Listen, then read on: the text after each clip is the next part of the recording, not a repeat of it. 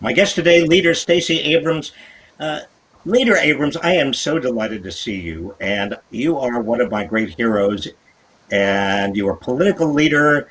You're not just a former leader of the Georgia House of Representatives. You were the minority leader, the first black woman to become gubernatorial nominee for mayor, a major party in the United States, and as I remember it, it was 50,000 votes in Georgia. You would have been governor of Georgia. And what, tell me just so everybody knows, I kind of remember, but Brian Kemp was Secretary of State, and there were a huge number of votes that were, I would call, suppressed. And if there had not been that voter suppression by the man who ultimately became governor, you would be governor of Georgia today, the first black woman governor of any state. Do I have it right? You have it right. And first of all, I have to do my small moment of fangirling because Secretary Reich, you have been just an idol for me for decades, and it's an honor to be here with you. I'm not here with you as governor because I ran in a state where the Secretary of State was permitted to oversee his own election. He was the referee, the contestant, and the scorekeeper. But we can't ignore the 8 years preceding the election where he served as Secretary of State. Under his leadership, 1.4 million people were purged from the rolls, including hundreds of thousands that we know were inappropriately purged. We know that 53,000 people were held hostage by the exact match system that the Obama Justice Department told the state of Georgia would be racially discriminatory. And indeed, of the 53,000 that were held hostage by exact match, 70% were African American, 80% were people of color. He oversaw the closure of 214 precincts and polling places. That led to between 54 and 85,000 people being denied the right to vote because they simply couldn't get to the polls. And we know that under his leadership and on a single day before he declared for governor, he purged more people than has ever been purged on a single day in American history. This is the man who was in charge of the elections. But my response to his purging, to his suppression, was to recognize that suing to make me governor was not going to accomplish our ends. Our responsibility was to make certain that this system never affected another person. And so the work I've been doing since then has been really to look at voter suppression, not just in Georgia, but around the country, to ensure that we could have access to the right to vote for all Americans. Well, And I would actually turn this. your Fair Fight organization has been doing wonderful things. But before we get to that, I just have a personal question. I mean, if it were me, and I went through anything like what you went through, and if I were particularly an African American, and if I were an African American woman, and I saw that degree of suppression of votes, and I knew what was going on by a man who was Secretary of State and had a conflict of interest, I would be so bitter and so angry and so upset. You channeled whatever anger you had into a very positive direction by creating an organization that Fair Fight. But how did you feel? Election night when that happened to you. Honestly, how did you summon your energy in a positive direction? I would not be. I don't think I'd be able to do that. I'm the daughter of not one but two ministers. But before my parents were ministers, when they were a librarian and a shipyard worker, and even before that, when they were teenage activists working in the civil rights movement in Mississippi. My parents raised me to understand that you have to marry patience with action. That my responsibility is not to dwell in what doesn't work, but to try to fix the problems I see. Now, let's be clear. I spent 10 days between election day and my non-concession day. I went through all the stages of grief. I spent a lot of time in anger, got to know it really, really well. But I realized that for me, anger is an emotion that you can feel, but it has to be a galvanization for action. And so in that 10-day period, I created Fair Fight Action, Fair Fight 2020, eventually became an offshoot of it. But I also created Fair Count to focus on the census and the Southern Economic Advancement Project to focus on the economically vulnerable in the South. Because I wanted to be governor not for the title, but for the work. And the work preceded my run for governor, and I knew it was going to have to continue after that election turned out the way it did. And that it doesn't mean that you're not angry, that you're not sad, that you're not bitter, but those can't be the motivations. The motivations have to be the belief that I have that poverty is a solvable problem, that democracy is ours and we deserve that power, and that my responsibility is not to wallow in my grief, but to stand up and try to fight for the things I believe in. So, what's the situation in Georgia now? All of that purging that Brand Kemp managed, are those voters still not able to exercise their rights, or have things changed in Georgia? So Georgia is one of the states that has actually good laws on the books, just bad execution by its leaders. Georgia has online registration, which is a good thing, unless you live in the 20 to 40% of households in Georgia that don't have access to the internet. We have absentee ballots and early voting, and we have polling places, unless you happen to live in one of the communities where they've rationalized shutting down your polling place to save a couple of dollars, or because they don't like who's using it. And so where we are in Georgia is that we're in the midst of litigation. Fair Fight Action is the entity I created that sued the state of Georgia to fix the voting system, recognizing that we need court-ordered action to make the state as strong as it should be on the issues of democracy. But the larger issue is that what happened in Georgia, while singular, is not the only example of this. And one of the reasons I'm so aggressive about voter protection is that I recognize that the power of the vote is the only difference between us and the inequality we work to fight. And I guess I would use this moment to ask you this question. When you think about voter suppression, I mean, you've been in the political space for decades and you've seen it in its many guises. Most people think about it in the context of the 1960s with the guns and the hoses and the dogs, but we know that voter suppression acts as impediments to registration, to casting your ballot, to having your ballot counted. But I think we forget that the reason we vote is to change the policies that guide our lives. And I'd love to hear you talk about the intersection of voter suppression and what it has meant for battling inequality in the last 20, 30 years. Well, it's very direct. I mean, if you suppress votes, obviously inequality is going to get worse because the people whose votes are suppressed happen to be the poorer of America. It is not just African Americans and Latinos. It is a lot of poor people who just don't have a voice in America anymore. And that fact alone is something that is often lost. People think that voting rights is just a matter of blacks and Latinos. No, voting rights is a matter of all of us. And you know that, and you've learned that. You've seen that across the country. Today in Ohio, we have a Democratic primary. At least in theory, we're supposed to have a Democratic primary. What do you think about today in Ohio and yesterday in New York? I mean, do those... are those examples of primaries that trouble you, Leader Abrams? I will give Governor DeWine a modicum of credit for immediately moving in the midst of COVID to expanding access to vote by mail, because we know that our responsibility is to have safe and accessible elections because democracy can exist in the midst of a pandemic.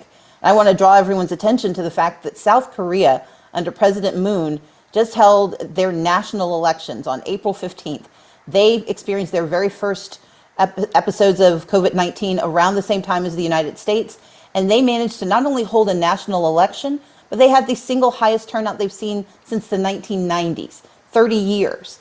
And so what we know is that in America, we have the responsibility to hold elections because that's the one power that we are guaranteed as citizens to hold in a democracy. I think what happened in Ohio is important, that they did have to postpone their elections, but they did their best to make it accessible, but they didn't do everything they could. There should have been prepaid postage for those absentee ballots. There should have been more information. And I know that watching what happened in Ohio and around the country now, we can prepare for November. By the same point, I'm a little concerned, actually I'm deeply concerned by what's happening in New York. The cancellation of the presidential primary is being justified by saying that it's a fait accompli. But the reality is people get to decide, not politicians. We have elections so that the people can speak for what they want. We may already know the end of the story, but no one gets to stop us from reading it. And the decision to justify canceling a primary, regardless of what the primary was designed for, sends the signal that we can't both have elections and be safe. And that is the wrong signal to send, especially in 2020, because we know this pandemic is going to be used as justification for terrible decisions and for terrible actions that will undermine our democracy for generations to come. Part of what I'm concerned about is the way we're thinking about this as an either or, and we know that it's a both and situation. Particularly with regard to vote by mail. I mean, I don't understand why there is the opposition to vote by mail. The only possibility is that, you know, a lot of Republicans, for example, don't want votes. I mean, the Republican Party has been so dependent on people not voting for years, and the Democratic Party wants people to vote, and so vote by mail is a threat to the Republican Party, but all of the allegations of fraud that the Republicans are suggesting with regard to vote by mail, I don't see it. I've researched. There's almost no evidence of vote by mail creating fraud. Have you seen that? It doesn't exist. We know that in 2016, Donald Trump created a voter fraud task force that was so unable to generate any data that they actually disbanded his task force rather than having to issue a report that proved that there was no voter fraud. But we know that what's happening, and again, Donald Trump said it out loud. He said that if vote by mail were made available to all eligible Americans, Republicans would never win another election. I don't know that that's true. I grew up in the South, so I'm fairly certain they could win some elections. But what I think he's speaking to is the failure of ideas and the 4 years of incompetence that we have watched. Part of what's happening with the vote by mail debate is that they know that if we vote by mail, we are taking advantage of existing structures. Every single state in the nation has vote by mail. It's a question of scaling it and removing the impediments to access. That means making sure that every person can use it, especially in states that require excuses. I think a pandemic is a valid excuse that should be universally accepted. And then we should make it absolutely available for every person. Part of the reason vote by mail is so urgent, though, is that we need to be able to get that information without putting people in line. And I would ask you to speak to the attacks that we are now seeing concomitantly on the U.S. Postal Service. This notion that has existed for about 40 years of privatization is really coming to a head, and what you think that will mean for vote by mail. Oh, it's very clear to me that the attack on the Postal Service is obviously one way of attacking vote by mail. If you can make the Postal Service either more expensive or shut down more post offices and do it by November 3rd, well, that means that more people are going to be have a very difficult time voting by mail. And I think that this is, you know, I'm not a conspiracy theorist. I really am not. I don't believe in most conspiracies, and certainly not conspiracy theories. But I do believe that there's a direct relationship between the attack on the post office and the fear that Donald Trump has and some Republicans have that voting by mail is going to mean a loss of the presidency and a loss of the Senate. And a loss of a lot of gubernatorial elections that had been Republicans. And, you know, it's interesting. The United States Postal Service actually exists primarily, and what the subsidy, to the extent that there's any subsidy going from certain people who use the mail to other people, that subsidy is going to red states, it's going to rural areas, it's going to places that are predominantly Republican, and I hope that Donald Trump's so-called followers understand that the attack on the Postal Service is really, in many ways, an attack on them. Do you agree? Absolutely. We know, living in the South, I live in the state of Georgia, which is the single largest landmass east of the Mississippi as a state. Florida has more water, so they edge us out, but in terms of just sheer land, it's Georgia. We have so many more than 100 counties that are considered rural. Absence of a postal service means that you don't get not only your mail, you don't get your medicine, because there aren't pharmacies in every community. You don't get connected to the communities and to your family because you can't afford to wait to find where the FedEx is, or if UPS delivers in your neighborhood, or if there is even a place to go to UPS. And so while there are private solutions to providing transport of goods and services, the post office is a connector. It is a lifeline for communities that cannot be replaced by a privatized system. There's a reason we have one, and I agree with you. It is the most short-sighted notion in my mind that to win an election, you're willing to destroy not only the machinery of democracy, but the machinery of commerce and connection that exists for most of the people these leaders, putative leaders, say they serve. Leader Abrams, what about all of these efforts right now to reopen, so-called reopen the economy? I mean, your governor is doing a bunch of things right now. To me, I mean, just being somebody who is looking at the data and trying to make sure that people are safe, it seems to me pretty risky. If you were governor of Georgia, would you be reopening Georgia right now? If I were governor, I would be looking at the facts and the science. And we know what the facts are. The facts are that Georgia is the 8th largest state in the nation. We have the 14th highest virus rate. We have the 7th slowest and lowest testing rate. We have had 23,000 confirmed cases, and we have had almost 900 deaths. The reality is that in the state of Georgia, if you are African American, you comprise 32% of the population, but 54% of the deaths. And we have counties in Georgia that are among the top 40 in the nation for coronavirus infection rates.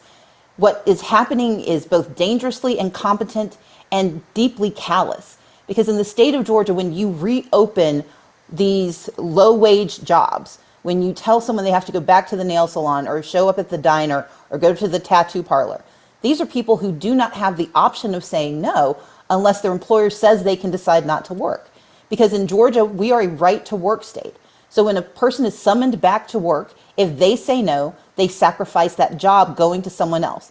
And so we're telling the most vulnerable people in our society, you can either work or you can lose your life.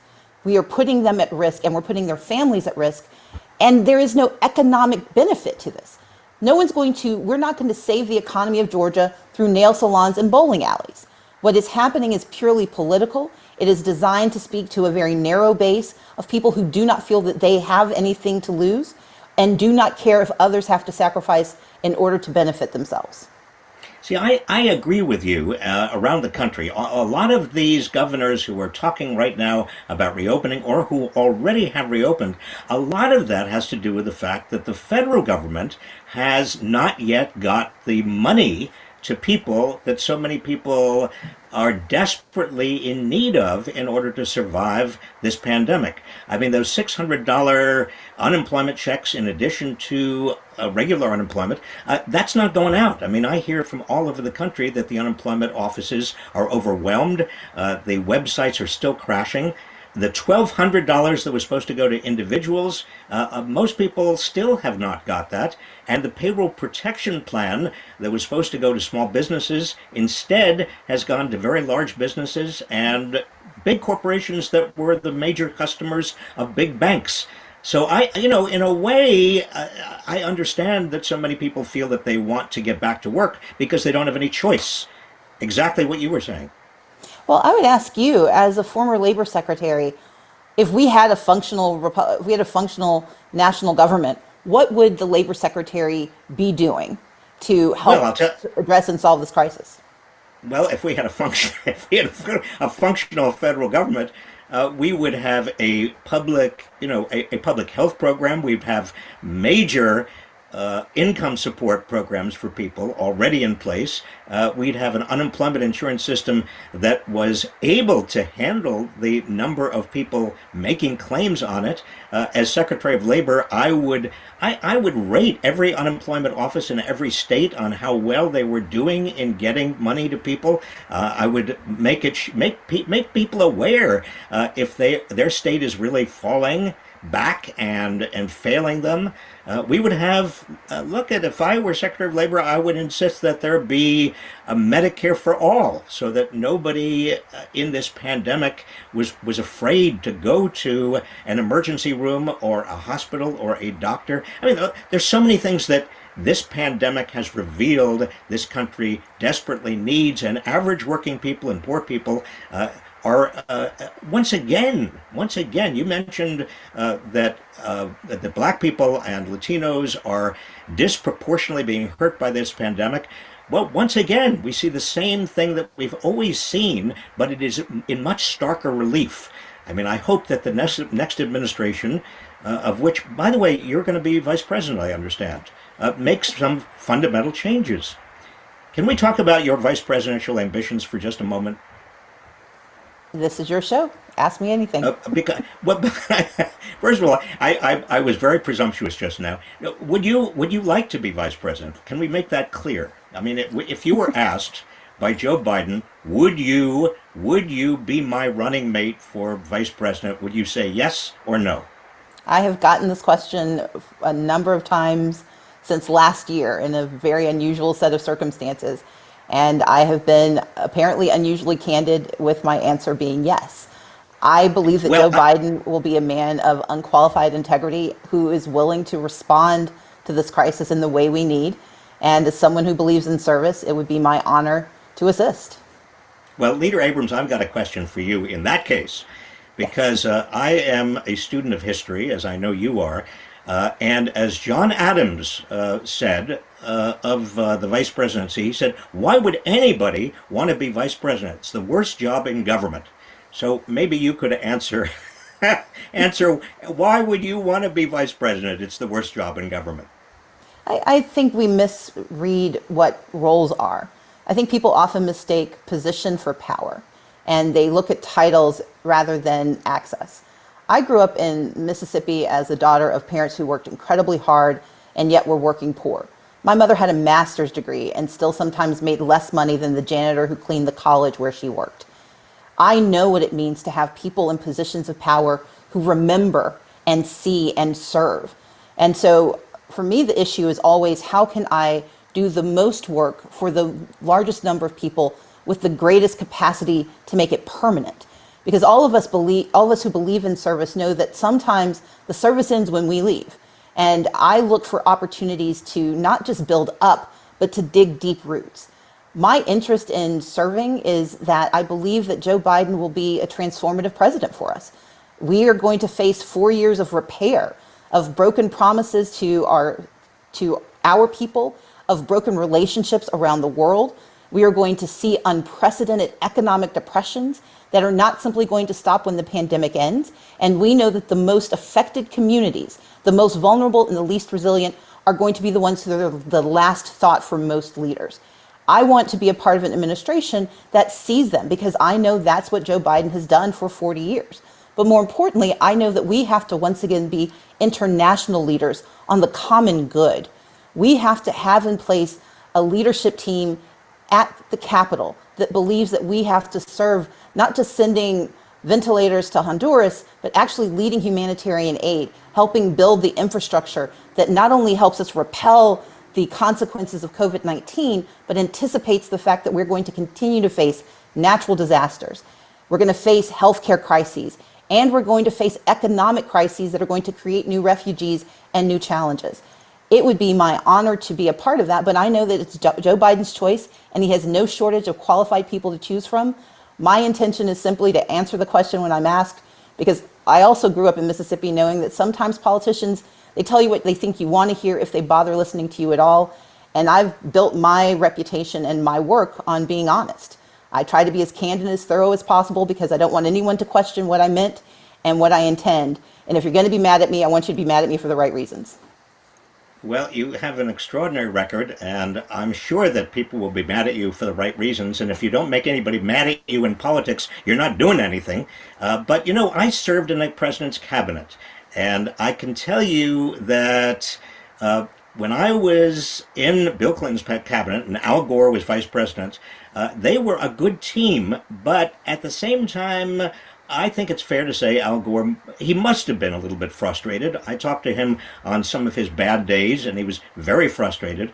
How do you, I mean, assuming that Joe Biden says to you, Leader Abrams, Stacey Abrams, I would love you to be my vice president, what conditions are you going to put back on him? Are you going to say, yes, I would love to do it, Mr. Vice President, or are you going to say, I'd love to do it, but here are some, three things that I would want you to agree to before I agree. I've followed Joe Biden's career for 40 years. I well, I've only been around 46 years, but I know his career of 40 years. And what he has said he wants to do as president is absolutely in keeping with what I'm interested in seeing for our country. He wants to restore our democracy. That's an issue that has been driving me since I was 18 years old, sitting in the plaza of Manley Center at Spelman College, signing up kids to register to vote in the 1992 election. He believes that we need to restore our international standing. And I think that that is a critical issue because it's not only about how we serve the world, it's how the world sees us and how we can build the allies and the coalitions we need to withstand the next set of challenges that come. He has said that he believes in fixing our environment and addressing climate action. I interned for the EPA for 2 summers working on issues of environmental justice. I wrote my thesis in college on environmental racism and how we need to address the poorest and the least resilient who face environmental challenges. And I know he cares about the needs of women, that he cares about making sure that we have access to health care, to reproductive choice, and to protection through the Violence Against Women Act. If I were so privileged, it would be because I believe this is a man who can lead our country on substantive issues, has the skills and the capacity to do it, and because he thinks I would be a good partner. I believe in relationships. I wrote a book about leadership, and I said I always start companies with a partner because you always need to have someone who is smarter than you, who is better than you. And I'm usually second in line. And what I want to be able to do is help lift up the capacity of our country to serve, whether I can do it as the vice president or, more importantly, just do it as a member of our country who is committed to service. My mission is to do the work. And the title, is a nice part of it, but it's not the most critical piece. Let me ask you something. You mentioned before about fair vote and litigation and appealing to getting the courts involved in some of these voting rights things. And I remember the court in Shelby and basically gutting the civil, not just Voting Rights Act, but also the allowing states that were required under the Voting Rights Act to go to the Justice Department and be overseen. And I also know what the Supreme Court recently did in Wisconsin. Basically, it said, in effect, voter suppression is okay. I mean, I thought the Supreme Court's decision in that Wisconsin case was outrageous. Do you have a kind of do you have enough confidence, I suppose I should say it that way, in the Supreme Court that we now have to actually stand up for voting rights? No, not at all. That's why I created Fair Fight 2020. We are working nationally in 18 states, building an unprecedented infrastructure to anticipate and respond to voter suppression. We know this is the first time since 1981 that the Republican National Committee can mix both hard and soft dollars to invest in voter suppression, something they did extremely well in 1981. It was so effective that they were banned by the federal government. They were under consent decree to not engage in that type of behavior again, but it was lifted in 2017. And so this is the first presidential election where we're going to see the level of coordinated and intense attack on voting rights.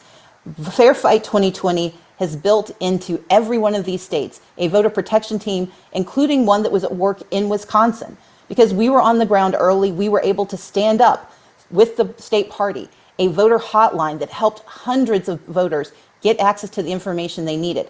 But more importantly, we were able to collect data and stories so we can anticipate what will happen in November. Fair Fight is also working nationally, making certain that we can get the money we need in the next CARES package. That's a CARES package that's going to have to respond to a number of issues, but we cannot let our democracy not be top of the list. Because if we do not pick the right leaders and do not have the right to pick the proper leaders for the next election, then we are not going to solve this problem. And so I don't trust that the Supreme Court is going to give primacy to voting rights, because not only did they make a horrific decision in Wisconsin in 2016, 2018, they have so many times they've done it wrong. In 2018, when they permitted North Dakota to move forward with legislation that stripped Native Americans of their right to vote. We have seen again and again the Supreme Court fall down on its obligations to protect voters. And that's why I believe that through the work of Fair Fight 2020, our national organization can fight back. But my question for you is, what else can we be doing? How else can we engage citizens who believe in equality and who believe and the role of government in moving our country forward, how can we engage them? Well, I think one of the biggest problems is that the Republican Party over the last really 40 years, or if not longer, has used racism to try to convince the white working class that the Republican Party is on their side, when in fact, if you actually look at the economics of it and look at what's happened to the white working class, the black working class, the white poor, the black poor, I mean, everybody has suffered over the last 40 years. The only people who have actually gained ground are people at the very top. You know, we have more income and wealth at the top than we've had at the top since the Gilded Age of the 1880s and 1890s. And I can't help think that what I've called the oligarchy, you know, the plutocracy, the people who have a huge amount of the nation's wealth, they actually don't mind racism. They don't mind the working class thinking that their big problem is black people or Latinos. I think we've got to, and this is something that if Joe Biden is president, and if you are vice president and everybody else who is involved in the leadership of this country, we've got to focus on. We've got to actually explain and help unite black people and white people, working class and poor, and we've got to make sure that they know that their interest is in getting together, uniting in order to get back their economic rights and also their voting rights. Because otherwise, this oligarchy is going to do what oligarchies have done historically, and that is run away with the wealth and run away with the power, and laughing all the way while everybody else fights over the crumbs. Yeah. Do you think that's a fair assessment? Absolutely. I think what we have to recognize is that the way we get to dismantling an oligarchy is that we have to engage those who do not see themselves reflected in the body politic. One of the things we did in my campaign in 2018 was we began our campaign by centering the conversations, not only of people of color, but the disadvantaged and the marginalized. These weren't afterthoughts for turnout close to the election. These were the beginning of every conversation. And it mattered because people who see themselves and hear themselves reflected when you don't need them, believe you when you do need them.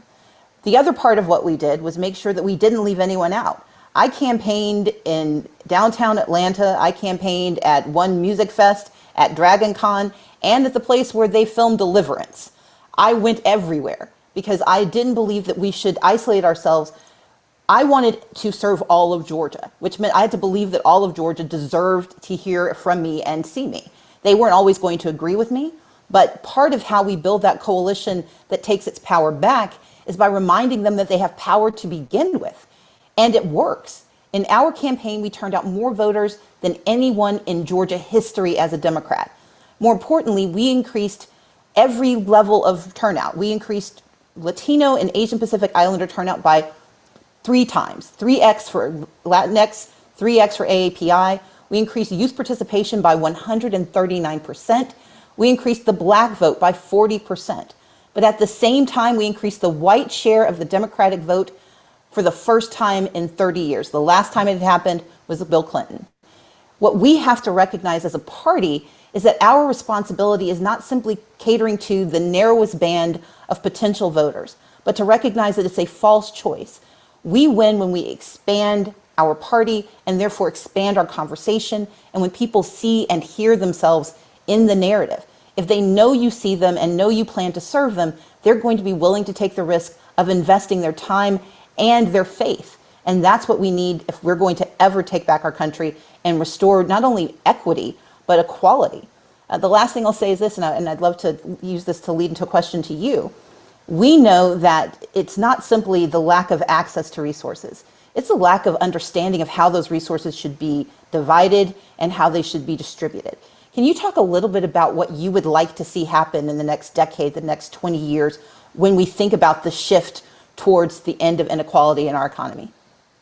Well, I think we need to be very imaginative about policies such as universal basic income. Many people are seeing in this pandemic that huge numbers of Americans, including themselves, just don't have access to the kind of income support they need in an emergency. And this is obviously an emergency.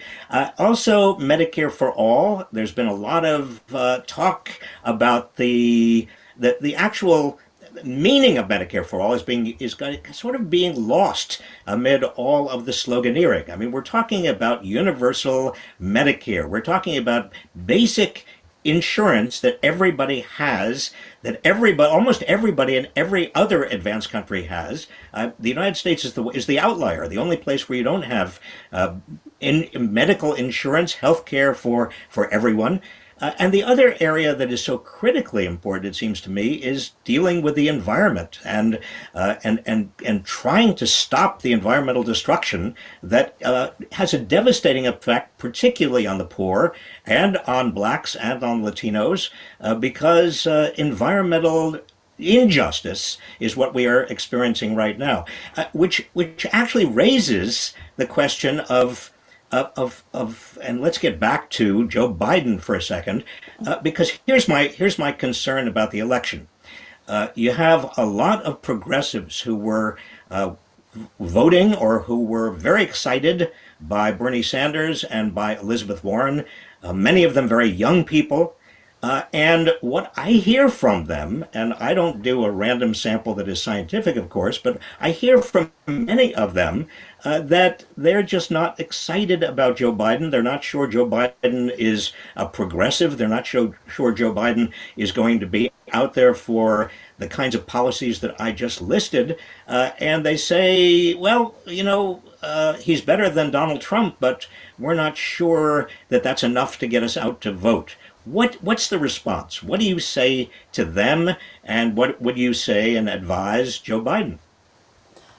Joe Biden is a man not only of integrity, but if you look at the policies he has espoused, the ones he's adopted, the way he's framed this campaign and his plan for leadership, it's first and foremost that he's not going to take anyone for granted. He's not going to take communities of color for granted. He's not going to take young people for granted. He's not going to take progressives for granted. But we also need someone who can get in there on day one and start navigating those spaces and getting not just the ideas out there, but the policies in place. We have to not only win this election, we have to be able to govern.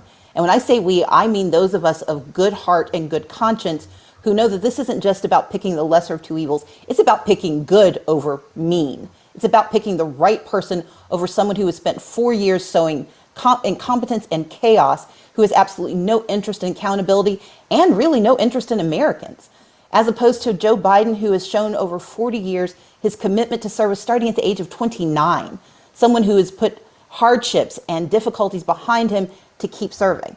There are going to be debates and there are going to be questions and there are going to be legitimate critiques of policy.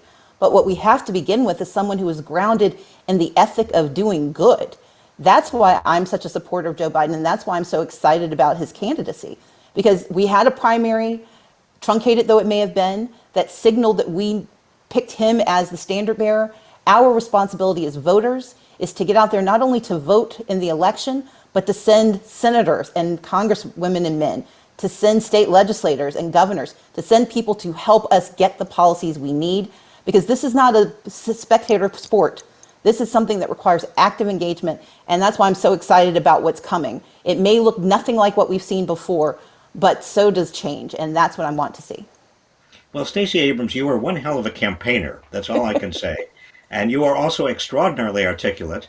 I don't want to keep you for more than I agreed, and we agreed that I would keep you. But I want to just ask you a little bit about, you're an author as well. You are, you do so many things. Tell us a little bit about your writing. I understand that you often write under a pseudonym. Is that right? Or at least you write fiction? I do. So my first fiction writings were at the same time that Google became real. And I was writing romantic suspense. I was also publishing articles on tax-exempt organization. And my very first writing was actually on Mesopotamian astronomy in the Journal of the Astronomical Society of the Atlantic. It occurred to me that if I didn't use a pseudonym, no one was going to read a romance novel by Alan Greenspan. And no one really wanted to read Stephen Hawking's ruminations on romance. So I picked a much more evocative name. I published 8 novels as Selena Montgomery, And I've also written two books, one that came out last in 2017 called Lead from the Outside, and I've got one coming out in June called Our Time Is Now. I like to write, I love to read, I love to watch television, and more importantly, I love to be in the company of brilliant men who understand how America can work. And so, Secretary Rice, thank you so much for having me on the show.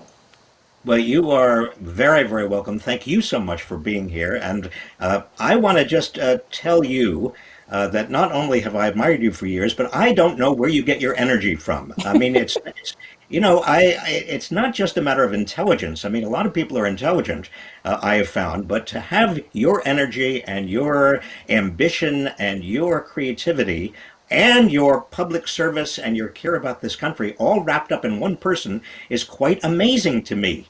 So all I can say is thank you for your service to date. Thank you for all you have done. Thank you for being here with us today. And good luck to you in the future. And stay very safe, will you? I will, if you will do the same. Okay. Take care. You Bye. as well. Bye.